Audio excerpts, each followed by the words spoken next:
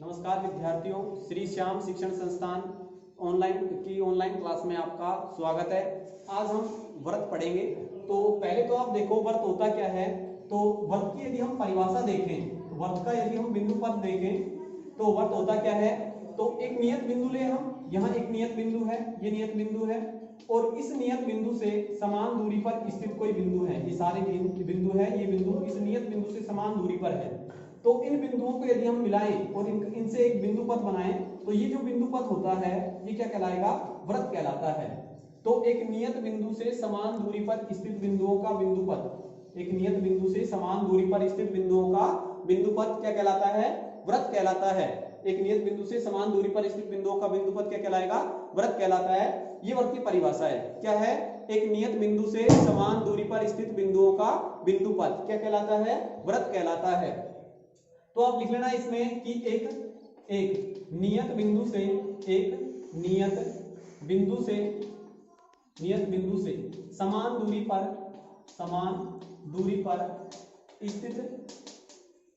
दूरी पर स्थित बिंदुओं का बिंदु पथ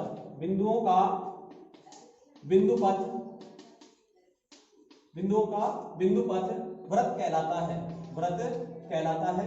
ये तो हुई व्रत की परिभाषा। अब देखो आप, वर्त का जो बिंदु है, ये नियत बिंदु है, ये वर्त का क्या कहलाएगा, वर्त का केंद्र कहलाएगा। और इस वर्त के केंद्र से वर्त पर स्थित किसी बिंदु को मिलाने वाली रेखा ये वर्त की त्रिज्या कहलाती है। ये वर्त की क्या कहलाएगी, त्रिज्या। तो हम यदि त्रिज्या की परिभाषा देखें तो आप वर्त का केंद्र क्या है, नियत बिंदु क्या कहलाएगा, वर्त का केंद्र। तो हमने लिखा कि भाई एक नियत बिंदु से समान दूरी पर स्थित बिंदुओं का बिंदु पथ क्या कहलाता है, वर्त का केंद्र वर्त कहलाता है। और जो नियत बिंदु है तथा नियत बिंदु क्या कहलाता है, नियत बिंदु व्रत का केंद्र कहलाता है। व्रत का केंद्र कहलाता है। जो नियत बिंदु है वो क्या कहलाता है, वर्त का केंद्र कहलाता है। अब ये वर्त का केंद्र हो गया और वर्त के केंद्र से वर्त पर स्थित किसी बिंदु को मिलाने वाली रेखा वो क्या कहलाती है, वर्त की त्रिज्या कहलाती है। तो त्रिज्या की परिभाषा आप लिख लेना कि त्रिज्या है वो क्या है कि नियत बिंदु को मतलब वर्त के केंद्र को वर्त पर स्थित किसी बिंदु को मिलाने वाली रेखा वो वर्त की त्रिज्या कहलाएगी। और वर्त की त्रिज्या को हम किससे दर्शाते हैं, स्मॉल आर से दर्शाएंगे। वर्त की जो त्रिज्या है उसको हम स्मॉल आर से दर्शाएंगे। अब त्रिज्या और आर में एक संबंध, मतलब त्रिज्या और व्यास में एक संबंध होता है। तो पहले आप व्यास देखो क्या होता है व्यास। तो वर्त पर मान लो कोई दो बिंदु है, एक बिंदु है ए, एक क्या है बी। तो वर्त पर स्थित दो बिंदुओं को मिलाने वाला रेखाखंड, ऐसा रेखाखंड जो वर्त के केंद्र से गुजरता है तथा वर्त को समान दो भागों में विभाजित करता है, वो क्या कहलाता है, वर्त का व्यास कहलाता है। तो वर्त पर स्थित दो बिंदु हमने एक तो लिया ए और एक कौन सा लिया बी, और ये वर्त का केंद्र है ओ। तो ए बी जो है वो ओ से गुजरता है और वर्त को दो भागों में विभाजित करता है। दोनों भाग क्या कहलाते हैं, अर्धवर्त कहलाते हैं। तो वर्त का व्यास है वो वर्त को दो भागों में विभाजित करेगा और दोनों भाग क्या कहलाते हैं, अर्धवर्त कहलाते हैं। तो आपको ध्यान रखना है कि जो त्रिज्या और व्यास में एक संबंध होता है तो वर्त की त्रिज्या r है वो बराबर होती है किसके, व्यास बटे 2, मतलब व्यास का आधा। जो वर्त की त्रिज्या होती है वो व्यास की आधी होती है। ये आपको ध्यान रखना है कि त्रिज्या बराबर व्यास बटे में 2। अब वर्त का क्षेत्रफल आपको ध्यान रखना है, याद रखना है कि भाई वर्त का जो क्षेत्रफल होता है, वर्त का क्षेत्रफल वो बराबर होता है किसके, पाई आर स्क्वायर के। ये हम 9वीं क्लास में पढ़ चुके हैं कि वर्त का क्षेत्रफल बराबर पाई आर स्क्वायर। और यहाँ आएगा वर्ग इकाई। क्षेत्रफल है वो किसमें होता है, वर्ग इकाई में। क्षेत्रफल किसमें होगा, वर्ग इकाई में। उसके बाद आएगा परिमाप, वर्त का परिमाप। तो वर्त का परिमाप क्या होता है वो देखो आप, पहले वर्त की परिधि या वर्त का परिमाप। तो वर्त की परिधि क्या है, वर्त को एक चक्कर में तय की गई, किसी भी वर्त द्वारा एक चक्कर में तय की गई दूरी वर्त की परिधि कहलाएगी।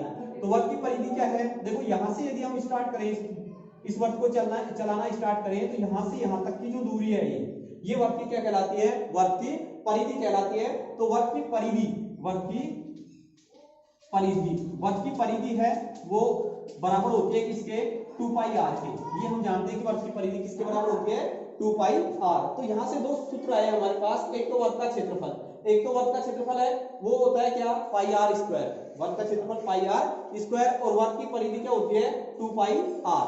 पाई का मान क्या होता है, पाई का मान 22/7 रखेंगे, और आर का मान वर्ग की त्रिज्या, जितनी हमें त्रिज्या दी जाएगी वो त्रिज्या आपको रखनी है। अब देखो आप, ये आपके समझ में आ गया होगा कि वर्ग की व्यास, वर्ग का केंद्र क्या होता है। पहले आप वर्ग तो देखो हमने क्या देखा, पहले तो हमने देखा है वर्ग। तो वर्ग क्या है, एक नियत बिंदु से समान दूरी पर स्थित बिंदुओं का बिंदुपद। उसके बाद जो नियत बिंदु होता है वो वर्ग का केंद्र होता है, और वर्ग के केंद्र से समान मतलब जो बिंदु है, मतलब वर्ग पर स्थित किसी भी बिंदु को मिलाने वाली रेखा, वो वर्ग की क्या कहलाती है, वर्ग की त्रिज्या कहलाएगी। और त्रिज्या और व्यास में एक संबंध होता है कि त्रिज्या r बराबर व्यास बटे 2। उसके बाद वर्ग का क्षेत्रफल लिखा मैंने पाई आर स्क्वायर, ये आपको याद रखना है।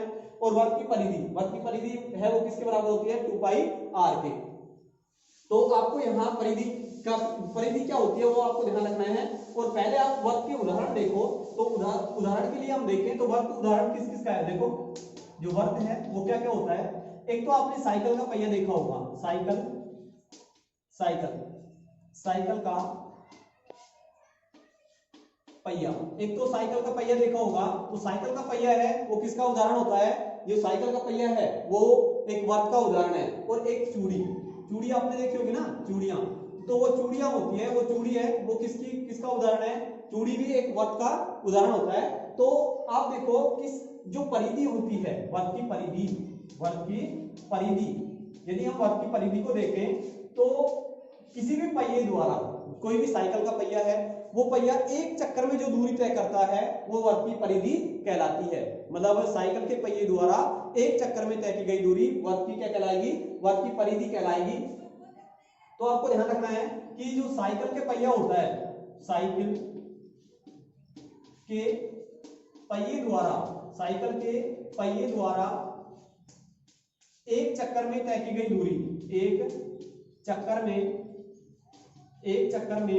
तय की गई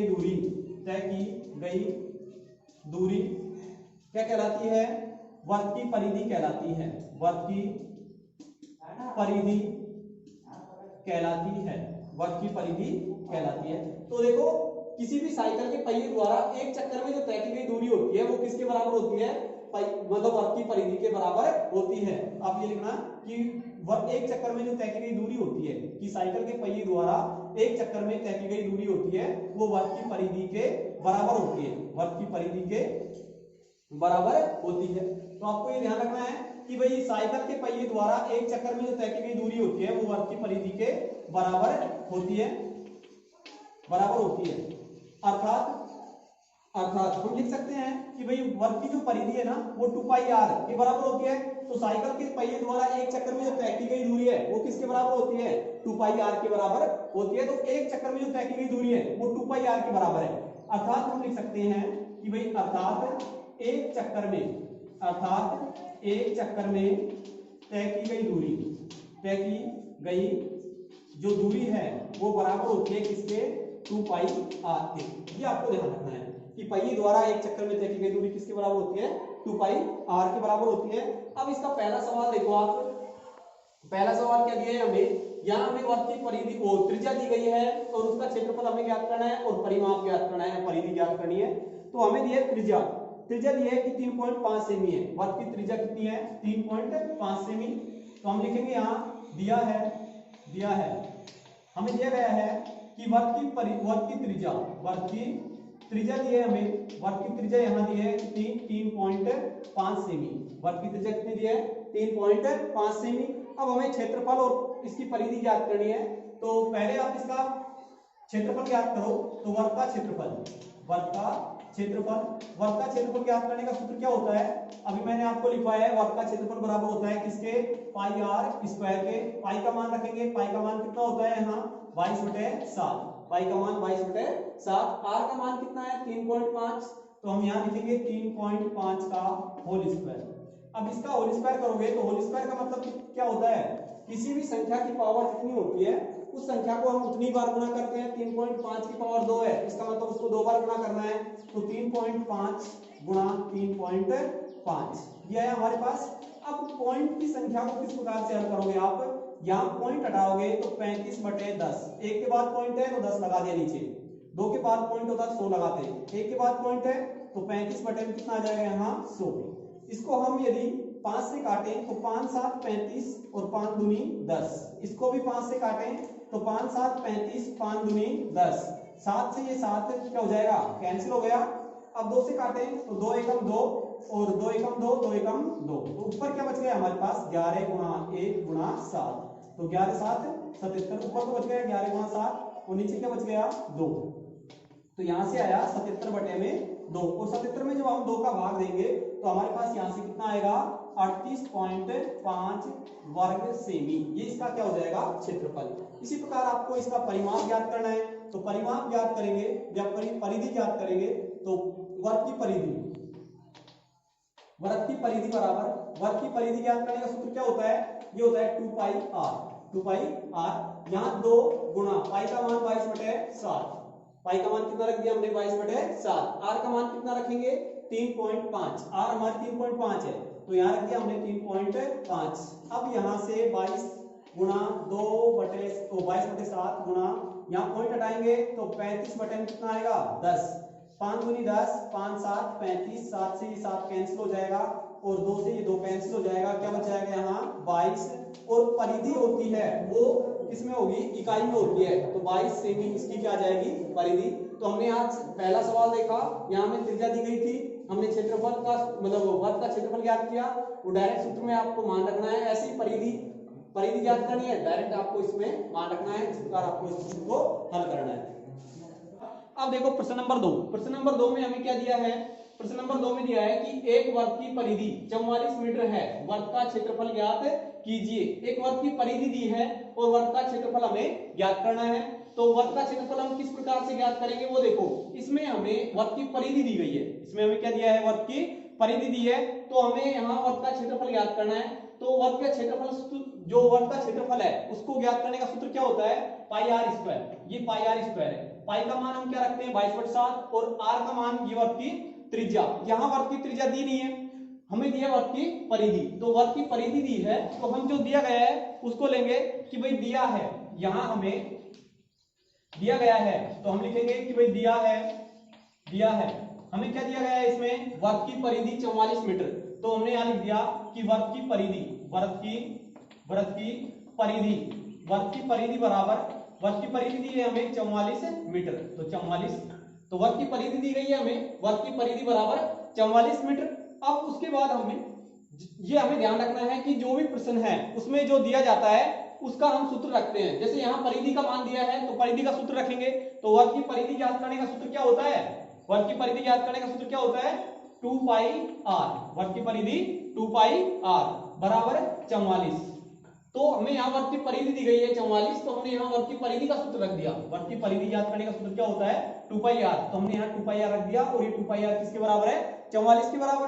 अब हम यहाँ मान रखेंगे तो 2 गुणा पाई का मान क्या होता है 22/7 गुणा r, ऐसे कैसे बराबर त्रिज्या का मान नहीं दिया है, ये त्रिज्या है वर्ग की, इस वर्ग की त्रिज्या का मान हमें नहीं दिया गया है, तो हम त्रिज्या r को ऐसे कैसे रखेंगे और बराबर में क्या है यहाँ 44, तो बराबर में 44।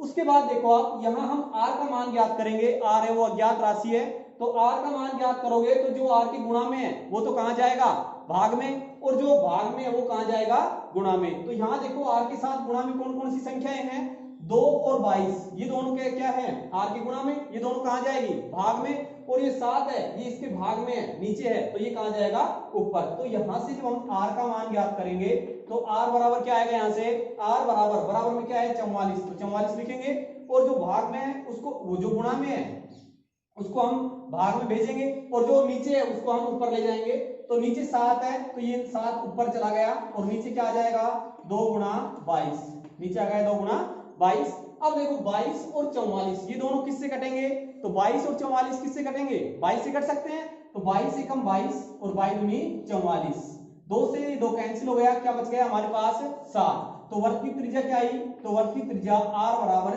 7। अब देखो वर्ग की त्रिज्या जो r आई वो कितनी आई है 7, और ये किस में है मीटर में, तो त्रिज्या किस में हो जाएगी मीटर में, तो r का मान कितना आ गया यहाँ से 7 मीटर आ गया। अब हम वर्ग का क्षेत्रफल ज्ञात करते हैं, तो वर्ग का क्षेत्रफल अब हमारे पास त्रिज्या है तो वर्ग का क्षेत्रफल हम आसानी से ज्ञात कर सकते हैं। तो वर्ग का क्षेत्रफल ज्ञात करोगे, ये आपको इसके नीचे उतारना है ऐसे कैसे, तो यहाँ हम वर्ग का क्षेत्रफल ज्ञात करेंगे, तो वर्ग का क्षेत्रफल वृत्त का क्षेत्रफल।